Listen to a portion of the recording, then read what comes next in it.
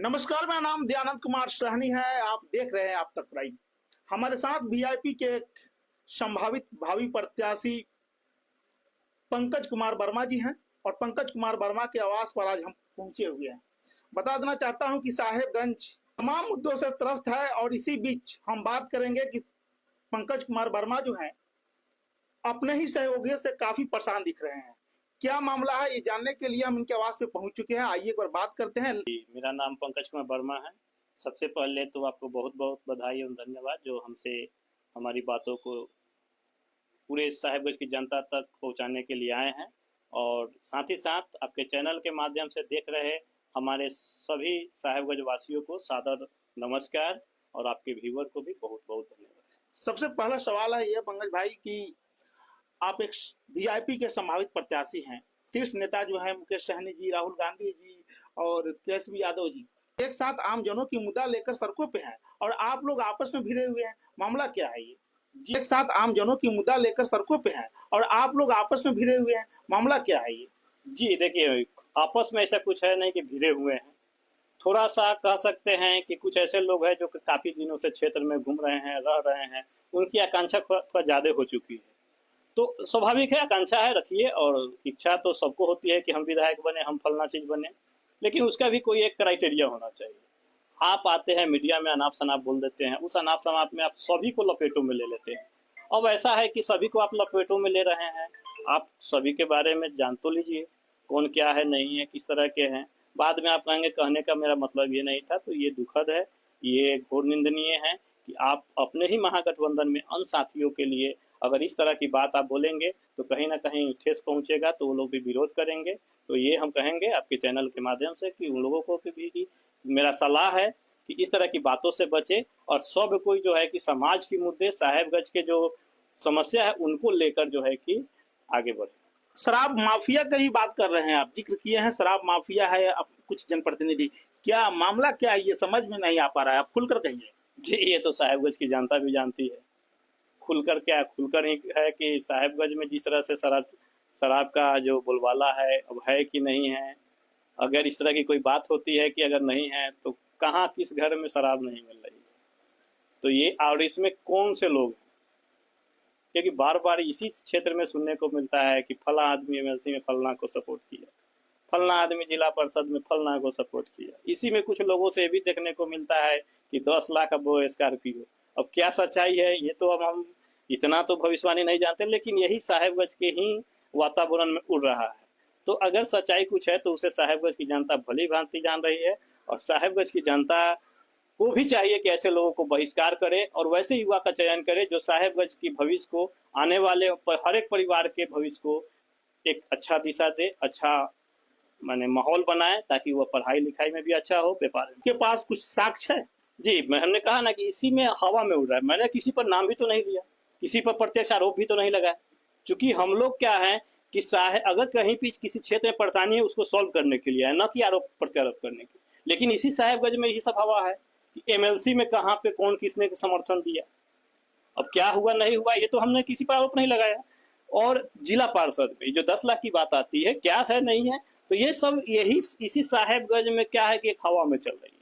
तो सच्चाई तो साहेबगंज की जनता के साथ साथ में जो कुछ ऐसे भी लोग हैं, ऐसे भी कार्यकर्ता है जो पार्टी छोड़कर व्यक्ति विशेष कार्य करता है, उन लोग भी सच्चाई जान रहे हैं। तो हम उन लोगों से भी पूछना चाहते हैं कि आप साहेबगंज को विकास के रास्ते पर देखना चाहते हैं कि अपना व्यक्तिगत विकास को देखना चाहते हैं। अब इसी सब से जो गरज थे, तो हमने भी फैसला लिया कि साहेबगंज जिस तरह से परेशान है, कहाँ रहा है, कुछ चंद लोगों के चलते, ये नहीं कि हम सभी लोगों को कहेंगे, कुछ चंद लोगों के चलते, तो क्यों ना ये साहेबगंज की धरती पर आकर साहेबगंज के लोगों के लिए कुछ किया जाए। क्योंकि आपको हम बता दें कि हमने अपनी पढ़ाई को पूरा करने के बाद, आपको जानकर ये भी आश्चर्य होगा कि हम 9वीं कक्षा में जब देवरिया में थे, उसी समय हमने सोचा था कि उस शिक्षा ग्रहण करने के बाद में क्षेत्र में आकर उस शिक्षा के क्षेत्र में हम बच्चों को शिक्षित करेंगे। इसलिए प्रयासों के बाद में हमने 2012 से कंटिन्यू कॉमर्स के क्षेत्र में, मैनेजमेंट के क्षेत्र में एजुकेशन देते हुए, जो कि आज भी आप ग्लोरियस कॉमर्स क्लासेज के पेज को देख सकते हैं कि हमने हमेशा 100% प्रथम श्रेणी से रिजल्ट देने का काम किया।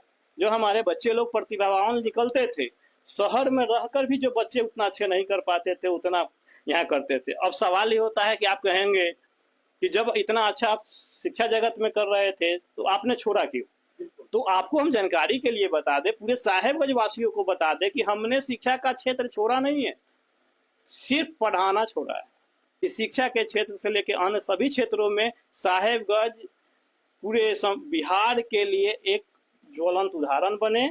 और हम अपने तरफ से ये भी कहेंगे कि आने वाले समय में विभिन्न स्ट्रीम का कॉलेज देने का काम करेंगे, जो कि आज तक माननीय जो अभी पर्यटन मंत्री है 20 साल से रहे हैं, 20 साल में एक स्कूल का भी उन्होंने निरीक्षण नहीं किया है, भ्रमण नहीं किया है कि स्कूल की स्थितियाँ क्या है, बाउंड्री वाल है या नहीं है, उसमें खिड़की है या नहीं है। ये दायित्व किसकी बनती है? कोई ना कोई जनप्रतिनिधि का ही बनता है। तो पंचायती राज में जो है उनका तो दायित्व है ही कि छोटे लेवल पर करे। अब कर रहे हैं कि नहीं कर रहे हैं, सवाल अब वहाँ नहीं है। सवाल यहाँ डायरेक्ट विधायकी के पर है कि आप साहेबगंज की विधायक 2005 से बने हैं, मसीहा कहते हैं खुद को, पर्यटन मंत्री का भी आपको दायित्व दिया गया है। क्या साहेबगंज को कुछ अलग तरीके का व्यवस्था करके पर्यटन के रूप में पेश करना चाह रहे हैं क्या? क्या इसको कोई वो वाल्मीकि नगर का जंगल हो या कहीं का उस तरह का बनाना चाह रहे हैं क्या? आपने शिक्षा के क्षेत्र में न स्कूल का भ्रमण किया, न किसी कॉलेज में, एक आध दो कॉलेज जो CN कॉलेज है उसको भी आपने अपग्रेड करने का कोशिश नहीं किया। हमारे यहाँ के छात्र जो है मैट्रिक करने के बाद में शहर जाते थे, बहुत हद तक हमने रोका। मैं सबसे पहले चूंकि हम एक उच्च स्तरीय लेवल के शिक्षक हैं तो जाहिर है कि हम शिक्षा पर ही ज्यादा सवाल उठाएंगे। शिक्षा पे यदि सवाल है आपका, तो एक मेरा भी आपसे सवाल है कि आपको पता है कि पहले जो है बिहार सरकार की एक योजना थी, बच्चों को स्कूल में भोजन देना है। वहाँ स्कूल में पर्याप्त रूप से बच्चों को भोजन मिलता था, वहाँ पे स्वच्छ भोजन और गर्म भोजन मिलती थी। लेकिन अब जो है इस महीना से, मतलब कि 1 महीना कहिए, अब 1 महीना पूरने जा रही है, 1 महीना से लगातार जो है बच्चों को एजेंसियों के माध्यम से खाना मिल रहा है, जो कि उसमें अनाप शनाप देखने को मिल रहा है। बच्चे खाना खाने से कतरा रहे हैं, भाग रहे हैं। बच्चे अब स्कूल में अपना खाना ले जाकर खा रहे हैं। क्या कहेंगे इस पर? देखिए, ये जो अभी सिस्टम चला है ये बहुत ही दुर्भाग्यपूर्ण है स्वास्थ्य के प्रति और व्यवस्था के भी प्रति। पता नहीं हमारे बिहार के मुखिया, जो कि ऐसे भी आप मीडिया चैनल के ही माध्यम से देखने को मिलता है उनकी हरकतों को, कि मेंटल रूप से जो पेश आते हैं, तो ये कहीं ना कहीं दुर्भाग्यपूर्ण है। अभी जो आपने सवाल किया है ये समाज हित के लिए बहुत ही बड़ा महत्वपूर्ण बात है कि आखिर सरकार को ऐसी क्या दिक्कत हुई कि प्रत्येक स्कूलों में जो मध्याह्न भोजन का सिस्टम चलता था उसे खत्म करके एक एजेंसी को टेंडर के रूप में दे रहे हैं, जबकि खाने के लिए तो और छोटे छोटे रूपों में बांटना चाहिए था कि वह स्वादिष्ट हो, पौष्टिक हो। आपने टेंडर दिया, वो किस तरह से, किस मानक पर खाना बना रहा है, क्या वह खाना खाने योग्य है या नहीं, क्या उसके लिए आपने कोई मानक निर्धारित किया? क्या एक जगह पे अगर बनकर वो खाना डिस्ट्रीब्यूट हो रहा है तो सबसे पहले तो हम ही दावा कर रहे हैं कि पौष्टिकहीन होगा वो। दूसरी बात, आपने किसी को टेंडर दिया है तो जाहिर है कि वो अपना फायदा देख रहा होगा, उसमें वो कोई सही ढंग से देगा नहीं। तो ये जो है कि इस पर जो है कि पुनः जो है कि विचार करने की जरूरत है बिहार सरकार को। और उस बिहार सरकार में ये जो हमारे वर्तमान में साहेबगंज का जो नेतृत्वकर्ता है उन्हें भी कहेंगे कि अभी भी 1-2 महीना के लिए आप हैं, कम से कम 2 महीना के लिए भी तो कुछ अच्छा कर जाइए, ताकि समाज आपका कुछ कहीं पे जगह में नाम ले ले ना। 2 महीना के बाद तो इनका हटना तय है, क्योंकि ये भी जो है कि भ्रष्ट पूरी तरह से समाज को कर चुके हैं। हम तो आप चैनल के माध्यम से उनसे चैलेंज कर रहे हैं कि आइए डिबेट में। आप कहते हैं ना कि साहेबगंज को विकास किए हैं, शिक्षा पर ही डिबेट में आ जाइए, आप स्वास्थ्य के प्रति डिबेट में आ जाइए। क्या लग रहा है कि विकास नहीं किए हैं मंत्री जी? ये तो आप लोगों को भी दिखाई दे रहा होगा, आप लोग भी घूमते हैं। चलिए, आप तो सभी के बातों को रखने के लिए हैं, मीडिया चैनल के समाज में रखते हैं, लेकिन आप भी तो इसी साहेबगंज के अभी हिस्सा है। विकास अगर हो, कभी भ्रमण किए आप?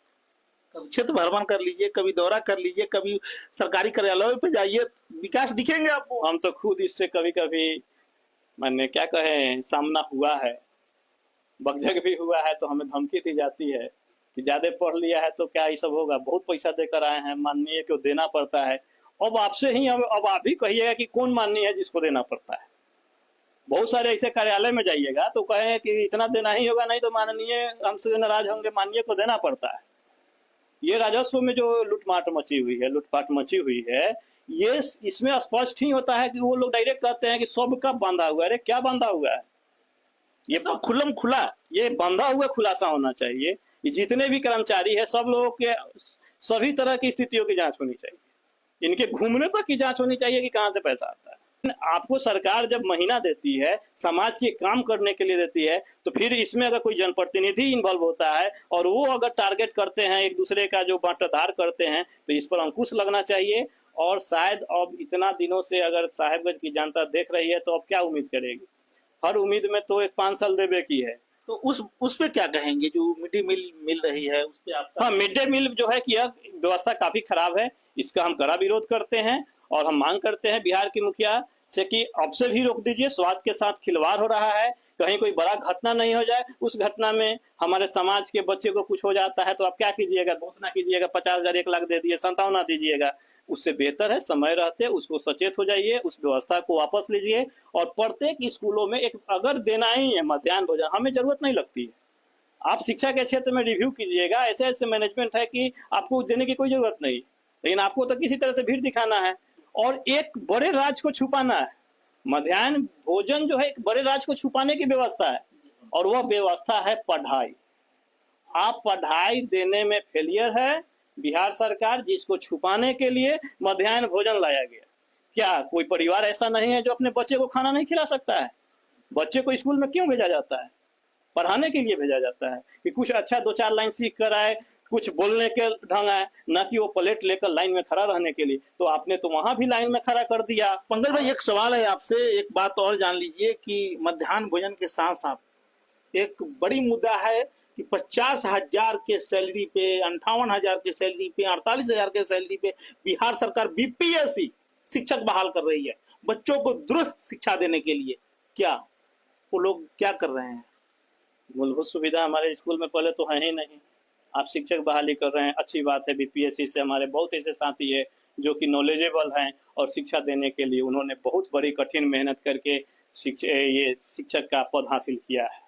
उनका दायित्व बनता है कि अच्छा से शिक्षा दे और आशा है कि यह जो न्यूज़ सुनेंगे तो लोग भी अपने कर्तव्य को पूरा करेंगे, क्योंकि उन्हीं का एक हम भी साथी है। हमने सरकारी जॉब को कभी एक्सेप्ट नहीं किया क्योंकि समाज के लिए कुछ बड़ा करना था, जिसके लिए हम आगे बढ़ रहे हैं। लेकिन उन लोगों से भी अपील करेंगे जहां जिस सुविधा में है उतना ही में बच्चे को अच्छा करें, क्योंकि बिहार सरकार तो लाचार है। लेकिन सरकार जो है कि चुनावी जुमले को भुनाने के लिए चुनाव के समय ही ज़्यादा करके ये बहालियाँ निकालती है।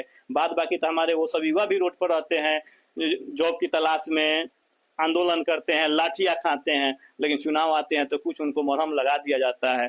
तो जो भी मदम जिन भाइयों को लगा है, बीपीएससी शिक्षक निकले हैं, उनको कहेंगे कि अच्छे से पढ़ाइए, जिम्मेदारी को पूरा कीजिए। आपके साथ पूरा समाज है और ये बिहार सरकार का जो नाकामी है, सही है, बीपीएससी से बहाली कोई गलत नहीं है, लेकिन यही है कि उसको भी क्राइटेरिया होना चाहिए कि कैसे अच्छा से हम शिक्षा को पूरा करवाएं, फुलफिल करें।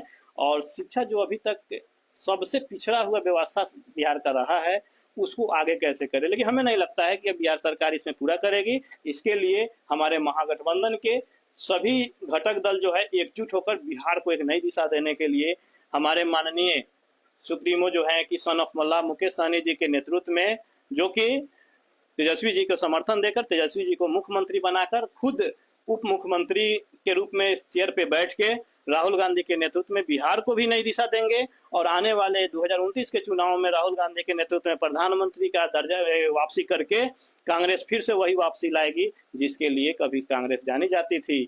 कुछ चंद ठेकेदारों के कारण, उद्योगपतियों के कारण जो है कि समाज गुमराह होकर सत्ता से वंचित कर दिया गया है। इससे बेहतर हमारा तो कांग्रेस का शासन था।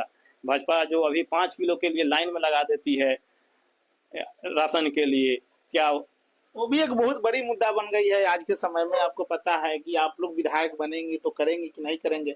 सब लोग वादा करते हैं, सिर्फ आम जनों का समस्या, जब चुनाव जितना होता है तो आम जनों से वादा करते हैं कि हम जाएंगे तो सदन में ये कहेंगे, वो करेंगे, ऐसे करेंगे, वैसे करेंगे, लेकिन होता कुछ नहीं है।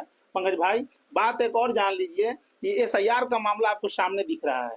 दूसरी नंबर बात है कि अभी कुछ लोग ये कह रहे हैं कि हमारा जो है राशन कार्ड से नाम भी कट रहा है। एक अच्छी मुद्दा कही है सदन में। आपकी सभी बातों को हमने सुना, लेकिन सदन एक ऐसा शब्द है जो कि हर एक प्रतिनिधि के लिए गौरवान्वित करने वाला शब्द है और प्लेटफॉर्म भी है। सबसे पहले तो आपने सदन का जिक्र किया है, तो हम माननीय विधायक वर्तमान पर्यटन मंत्री से पूछना चाहेंगे कि साहेबगंज की मूलभूत सुविधाओं के लिए जो कभी कभी आप ही के मुंह से सुनने को मिलता है कि हमने प्रयास किया नहीं होता है, तो आपने कितनी बार सदन में साहेबगंज की मूलभूत सुविधाओं को उठाने का काम किया है? अब तो सोशल मीडिया के जमाना है, कोई भी मुद्दा उठता है जल्दी सोशल मीडिया पर आ जाता है। चुनाव के समय चल देंगे, एक आध कुछ करेंगे, उसे जनता को खुश करने की आप कोशिश करेंगे। तो आपने कितने मुद्दों को उठाया है? साहेबगंज की शिक्षा हो, कोई भी व्यवस्था हो, सभी क्षेत्र में ले लीजिए, जितने भी नाम आएंगे सभी क्षेत्र में आपने एक भी मुद्दा उठाने का काम नहीं किया है, जबकि सदन उसी मुद्दे के लिए होता है ताकि वहां वो मुद्दा उठेगा, सरकार बात होगी और उस व्यवस्थाओं को उस क्षेत्र में भेजने का काम करेगी। लेकिन आप तो यहाँ पे मिली भगत में हैं। अब मिली भगत क्या होता है? मिलावट तो हर चीज में जब होगा तो गुणवत्ता खराब होगा ही। अब रही बात की आपने SIR कहा है, SIR जो है कि वोटर लिस्ट वाला ये पुनरीक्षण करके सरकार ने अपने ही पैर पर कुल्हाड़ी मारने का काम किया है। जो जैन सैलाब आज महागठबंधन के साथ रोड पर दिख रही है, इससे खलबली मचा हुआ है भाजपा में, और भाजपा के शीर्ष नेतृत्व पूरी तरह से जो चंद उद्योगपतियों के हाथ में है, वह जो है कि पूरी तरह बिहार पर नजर गड़ा लिया है कि अब अगला एजेंडा कौन सा अपनाएं जिससे कि यहाँ के समाज को दो भागों में बांटकर फिर से हम सत्ता में है। तो SIR गलत नहीं है, आप समय समय पर, हम तो कहते हैं सब चीज के लिए कीजिए, समय समय पर कहिए। समय अब चुनाव के ही समय क्यों? चुनाव के बीच भी तो 5 साल होती है। लोकसभा भी चुनाव हुआ है, उस समय भी हो सकता था। ये बीच में आप 2 महीना और पूर्व ले लीजिए। आप इस समय बांटने का काम कर रहे हैं ना। आप, हम तो चाहते हैं कि हर चीज में, आपने एक और ये मुद्दा देखा होगा, ये लोकसभा में एक बिल पास हुआ है कि 30 दिन तक कोई अगर मुख्यमंत्री और कोई भी ये सब रहते हैं जेल में तो उनकी सदस्यता को पद से हटा दिया जाएगा। ये काफी दुर्भाग्यपूर्ण है। पढ़े हुए हर एक, आपको बता दे दयानंद भाई कि हर किसी का दिमाग जो है प्रकृति ने दिया है सोचने का, उसी के अनुरूप जो है कि हमारे बाबा साहब भीमराव अम्बेडकर जी ने संविधान देने का काम किया। उन्होंने जो भी दिया वो अंग्रेजों को क्रूरता को देखते हुए दिया, और आज फिर से वही अंग्रेजी हुकूमत वापस आ रहा है। अब इसी में जो बिल पास हुआ है उसमें हम आपसे कुछ कहना चाहेंगे कि आपने जो बिल लाया है वो कोई गलत नहीं है, वो होना चाहिए, लेकिन उससे पहले आपने क्यों नहीं किया? न्यायालय की भी व्यवस्था पर कभी नजर डाला है क्या? एक बहुत बड़ी सवाल है। सिविल कोर्ट हो, हाई कोर्ट हो, सुप्रीम कोर्ट हो, इसके अंदर जिस तरह से लोग पिस रहे हैं, जो कभी एक बार हमने दैनिक भास्कर या प्रभात खबर में स्टिंग ऑपरेशन देखा था, एक बार उस पर भी तो कभी यात्रा कर लीजिए। हमारे महागठबंधन के सभी सुप्रीमो यात्रा कर रहे हैं इस विरोध के लिए, आप भी तो एक बार विकास का यात्रा कर लीजिए। आपने विकास किया है ना, तो विकास यात्रा निकाल दीजिए। जैन सैलाब देख लेते हैं कि हमारे महागठबंधन के भीड़ से ज्यादा भीड़ है क्या आप में, उस भीड़ में क्या है नहीं है। तो इस तरह से जो है कि ये सारी चीजें समाज को बांटकर सत्ता पर काबिज रहने के लिए है। और मतलब कि षड्यंत्र चल रहा है पूरी तरह से मानव जीवन में एक तरह से ये राजतंत्र की हुकूमत चलाने के लिए एक सुनियोजित तरीका है, और पढ़े लिखे जो भी व्यक्ति होंगे इस तरह की विरोध करेंगे, और उस विरोध में मेरी भी सहभागिता है। आपसे कोई निजी विरोध नहीं है, आपसे कोई व्यक्तिगत लड़ाई नहीं है, कोई आड़ डंडे की झंझट नहीं है, लेकिन जब विकास की बातें करते हैं तो गरीब गरीब होते जा रहा है। और अडानी जिसको गुजरात भी नहीं जानती थी, वही गौतम अडानी जिसको गुजरात नहीं जानती थी, अब दुनिया जान रही है। तो ऐसे कौन सा आपने विकास की छड़ी घुमा दिया कि गुजरात विकास की ओर है और बिहार विनाश की ओर है? बिहार से आपने ट्रेन चलाने की वादा की। अभी एक और न्यूज आपने देखा होगा कि 12,000 ट्रेन की बात की गई थी। 12,000 ट्रेन, भारत में कुल कितने ट्रेन है कि 12,000 बिहार को दे रहे हैं? ऐसी क्या नौबत आ गई कि बिहार में आप ट्रेन चलवा रहे हैं? बिहार में फैक्ट्रियां लगती, क्या 20 साल में आपने जंगल राज को ही हटाया? ऐसा क्या था जंगल राज में कि हटाने के लिए 20 साल लगे? आप रिपोर्ट कार्ड पेश कीजिए। ये 12,000 जो ट्रेन चलाने की बात हुई है, ऐसा तो नहीं कि मजदूर ढोने की बात? बिल्कुल, हमारे बिहारियों को मजदूर के रूप में ही रखने की लोग को चाहत है। चूंकि अगर आप चाहते कि विकास हो, बिहार को कुछ भला हो, तो बिहार में ही ना होना चाहिए। आप मुजफ्फरपुर आते हैं तो पता ही एयरपोर्ट चालू करवाते हैं 2014 में, आज तक चालू होते रहोगे। अब इसमें समय समय पर कुछ अरंगा लगाइए। हम तो यहाँ तक कहते हैं कि वैशाली लोकसभा सांसद जो माननीय वीणा देवी है, इनको जो बार बार मौका दिया जाता है, पता नहीं समाज को उस समय थोड़ा देर के लिए क्या हो जाता है। ऐसे लोगों को तो उठाकर फेंक देना चाहिए समाज से। राजनीतिक उठा के फेंकने के लिए कर रहे हैं, अभी नहीं समझ लीजिए कोई धमकी दे रहा है, क्योंकि राजनीतिक में ऐसे लोग आ रहे हैं तो समाज को विकास कहाँ हो रहा है। मोतिहारी में आते हैं तो चीनी मिल चालू करने के लिए कहते हैं, तो बहुत सारी ऐसी बातें हैं दयानंद भाई कि आज उस बिहार में अगर हो जाती तो बिहार के लोग सबल हो जाते। और इसमें आपने एक और चीज कहा, राशन कार्ड, तो सरकार की जो व्यवस्था है इसमें गरीबों को परेशान करने की व्यवस्था है। गरीब लोग जो चंद मजदूरी करके अपना जीवन यापन करते हैं उस पर ध्यान होना चाहिए, ना कि परेशानी करने। अब राशन कार्ड में तरह तरह की धार्मिक खबर करके नाम को काट दिया जाता है। अब उसके लिए हमारे गरीब भाई लोग जो है कि दौड़ धूप करते हैं, पैसा भी कहीं कहीं देना पड़ता है। तो राशन कार्ड में जो नाम काटने का, SIR वाले जो वोटर लिस्ट में नाम काटने का, ये सब जो है कि समाज में एक पैनिक स्थिति बन चुकी है, जो कि कहीं ना कहीं समाज इससे जो है कि आक्रोश में है। और ऐसा नहीं होना चाहिए, लेकिन अब सरकार चला रहे हैं उनकी अपनी बुद्धि, जो कि समाज देख रही है।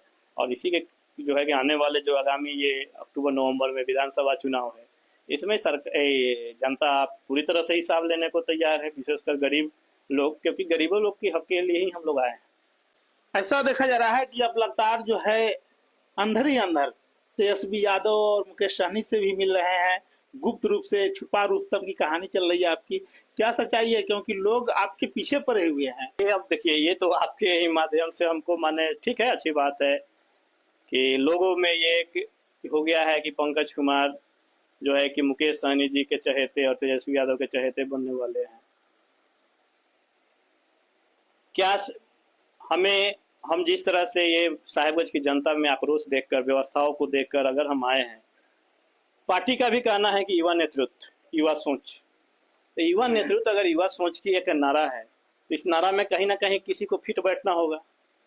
इच्छाएं तो सबकी होती है, तो मिलना जुलना तो ये तो औपचारिक पारंपरिक हिस्सा है, और अंदरे अंदरे नहीं। अरे पार्टी के सभी लोग है, आराम से जाकर मिलते हैं, बातें होती है, बहुत सारे मुद्दे हमसे भी पूछे जाते हैं। विभाग तरीके से समाज की समस्याओं को रखना चाहिए सुप्रीमो के पास। सुप्रीमो जो है किसी भी पार्टी के समाज की समस्याओं के लिए नेताओं को रखे हुए हैं, न कि नेताओं को अनाप शनाप बोलने के लिए। तो उन्हें अगर लगेगा कि पंकज कुमार साहेबगंज के लिए फिट है, उनका आशीर्वाद मिलेगा, तो साहेबगंज के लिए लड़ने के लिए हम तैयार हैं।